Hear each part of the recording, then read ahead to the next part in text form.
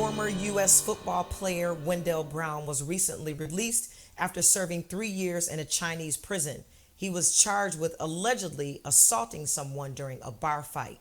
Even though others were involved in this altercation, Wendell Brown, who was once a student at Martin Luther King High School in Detroit, was the only person who was prosecuted.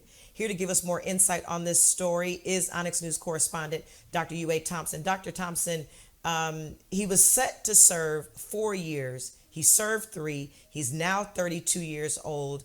What's going on with this story? Yes, Nietzsche, this is a very disappointing story. When you look at the storyline, you come to the realization that there is a lot of unfair practices going on across the board as it relates to people of color.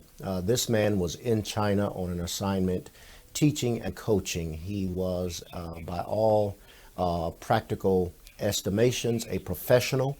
Was at a bar and a fight of sort ensued. And the witnesses said that this young man did not at all participate in any of the things that they are alleging. Witnesses say that he was the one being harassed. But at the end of the day, this young man was told by the courts that he did not do enough to de-escalate the situation. And as you said, was sentenced to 4 years and had to serve three. I would like to say that oftentimes, we have to be careful with dealing with race relations in America because the world is looking at us. And when we go abroad, we're often faced with the same issues that we face in America because people utilizes America as their standard of sort in leadership. We are the superpower of the world, and we have to set standards even in race relations in this country because the world is looking. This was exorbitant for a man of color to have to undergo.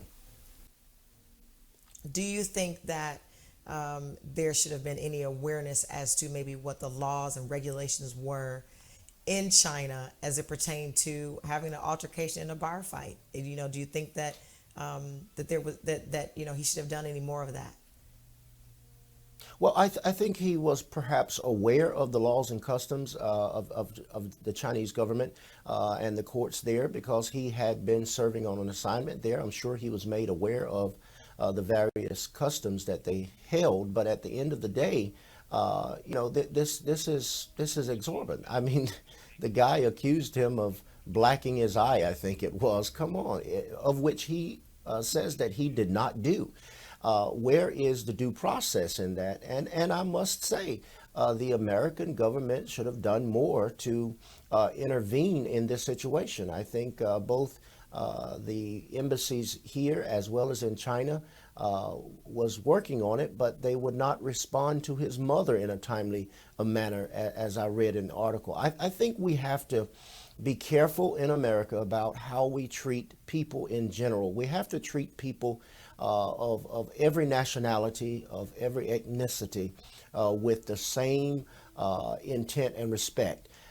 Because the world is looking. And I don't believe that the Chinese courts would have sentenced him, particularly him, especially when you consider other cases of other Americans who was traveling abroad and did worse than that and was released or was able to come back home.